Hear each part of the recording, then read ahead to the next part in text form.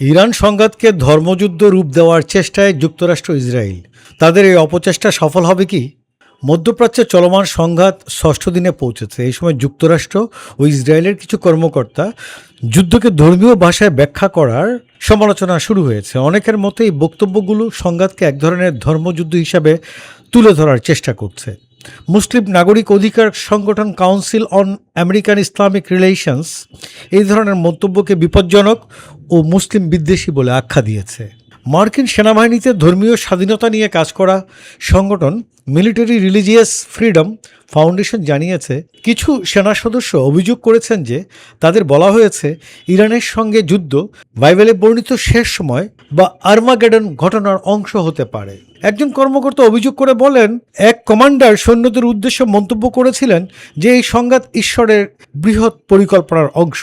তিনি বাইবেলের book of revelation থেকে আর্মাগেডন এবং যীশুখ্রিস্টের প্রত্যাবর্তন সম্পর্কিত অংশ উল্লেখ করেন। অভিযোগে আরও বলা হয়, এই কমান্ডার দাবি করেছিলেন মার্কিন প্রেসিডেন্ট ডোনাল্ড ট্রাম্পকে নাকি যিশু ইরানে সংকেতের আগুন জ্বালানোর জন্য অভিযুক্ত করেছেন, যাতে আর্মাগেডনের সূচনা ঘটে। ধর্মীয় ভাষা ব্যবহারের অভিযোগ শুধু সামরিক মহলে সীমাবদ্ধ নয়। ইসরায়েলে নিযুক্ত যুক্তরাষ্ট্রের রাষ্ট্রদূত মাইক হাকাবি গত মাসে এক সাক্ষাৎকারে বলেন, ইসরায়েল যদি প্রায় পুরো মধ্যপ্রাচ্যও নিয়ে নেয় তাতেও সমস্যা নেই, কারণ বাইবেল অনুযায়ী এই ভূমি তাদের প্রতিশ্রুত। এদিকে ইসরায়েলের প্রধানমন্ত্রী বেনিয়ামিন নেতানিয়াহু এক বক্তব্যে তোরার উদ্ধৃতি টেনে ইরানকে বাইবেলের শত্রু জাতি আমালেকের সঙ্গে তুলনা করেন। ইহুদি ঐতিহ্যে আমালেককে অশুভ শক্তির প্রতীক হিসেবে বিবেচনা করা হয়। নেতানিয়াহু বলেন, এই সপ্তাহে তোরা থেকে আমরা পড়েছি, আমালেক তোমাদের সঙ্গে যা করেছিল তা স্মরণ করো। আমরা স্মরণ করি এবং সেই অনুযায়ী কাজ করি। বিশ্লেষকদের মতে যুদ্ধকে ধর্মীয় ভাষায় ব্যাখ্যা করলে জনসমর্থন অর্জন সহজ হয়।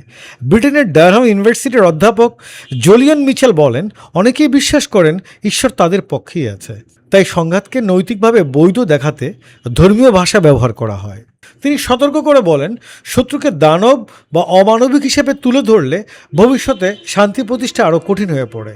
সামাজিক যোগাযোগ মাধ্যমে ছড়িয়ে পড়া একটি ভিডিওতে খ্রিস্টান জায়নিস্ট যাজক জন হাগিকে যুক্তরাষ্ট্রের ইরান আক্রমণের পক্ষে কথা বলতে দেখা গেছে। তিনি দাবি করেন, ভবিষ্যতে বিভিন্ন দেশ ও ইসলামী গোষ্ঠী ইরানের দিকে অগ্রসর হবে এবং শেষ পর্যন্ত ঈশ্বর ইসরায়েলের শত্রুদের ধ্বংস করবেন।